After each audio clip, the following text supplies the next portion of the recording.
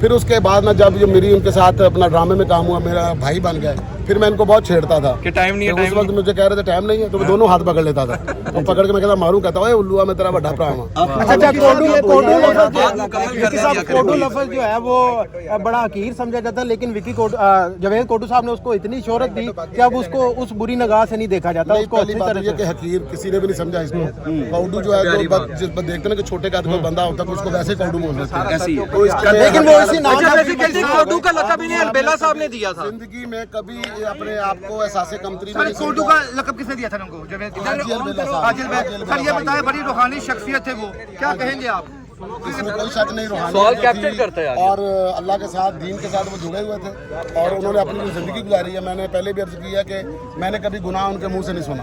कितना मिस करेंगे सर? हज भी आपने इनके साथ किया? हज भी किया था इनके साथ? मैंने नहीं हज किया था, मेरी वालदा ने किया। तो क्या गुफ्तगू हुई करीबी फनकारों के हवाले से? इस हवाले से उन्होंने कभी गिला शिकवा नहीं किया।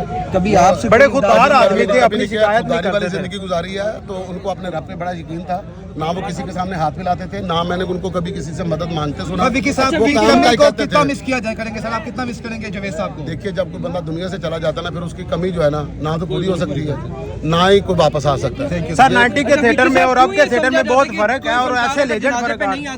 तो करो, जो कर रहा है उसको पकड़ो, उसको समझाओ, उसको एक टाइम दो, उसको पनिश करो, चाहे वो मैं हूँ। तरीकाकार ठीक है। तरीकाकार मतलब ये जो तरीकाकार होता है ना कि हम एकदम डंडा लेकर निकल जाए, मारना शुरू कर दे, डंडे से कोई नहीं समझता, दुनिया प्यार से समझती है। जो बंदा प्यार से समझ आए ना, वो ताकत से नहीं समझता। ताकत से आप किसी को धक्का लगा सकते हैं, ताकत से आप किसी को गिरा सकते हैं, मार सकते हैं, समझा नहीं सकते। समझाया प्यार से जाता है, प्यार से। बहुत शुक्रिया। आपका कोई प्लान हो गया शेड्यूल के, अब क्या किस तरीके से चलना? कमेटी बनी है इसमें? देखिए, यहाँ पर ना कभी कमेटी बनी है, ना कोई बनेगी। अज़मा साहिबा ने जो बेड़ा उठाया है इसको ठीक करने का, उसमें उन्होंने कुछ प्लान्स किए हैं। मेरी दुआ है कि अल्लाह ताला मतलब उनको इतनी हिम्मत दे, वो जो काम करने के लिए निकली, एक औरत होने के मतलब नाते, कि जिस तरह से वो इसको साफ करना चाहती हैं, उस रास्ते पर अब वो आ जाएं जिस रास्ते से ये ठीक हो सकता है, और बाकी लोग उनका साथ दें इस मामले में। बाकी जो मैं ये बात कहता हूँ कि सख्ती नहीं करें, किसी को पकड़ के मारे नहीं, लोगों को ये ना बताएं कि ये लोग बड़े गंदे हैं, ये बुरे हैं, उसमें सारे ही आ जाते हैं। वो कहते हैं ना, जब रहमत का मींह पड़ता है ना, बारिश आती है, तो सारे ही उसमें आते हैं। जब अजाब का पड़ता है उसमें भी सारे ही आते हैं।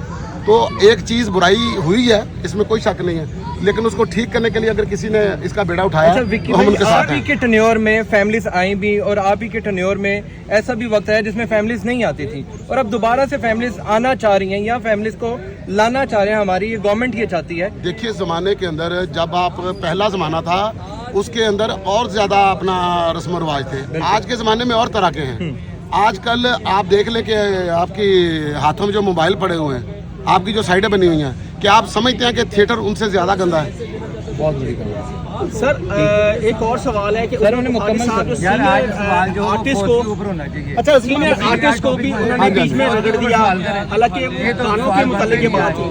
आपके समझ सीनियर के साथ भी इस तरह बिहेव करना ठीक है? मैं ये कहता हूँ कि मोहब्बत के साथ बात करें। जिसने गंद भी किया ना, उसको भी बैठ के समझाएं कि बेटा ये काम ठीक नहीं है, आपके लिए ठीक नहीं है, हमारे मुल्क के लिए ठीक नहीं है, हमारे मजहब के लिए ठीक नहीं है, अपनी आखिरत के लिए भी आपने सोचना है, तो इसको ठीक करें, ताकि अगर आपकी जुबान से किसी को समझ आ जाए तो कोई बंदा समझ जाए और उसकी आखिरत समझ जाए, इससे बेहतर क्या चीज़ हो सकती है? बहुत शुक्रिया। कोई एक बात जो जावेद कोडू साहब, चलो यार को कर लेंगे।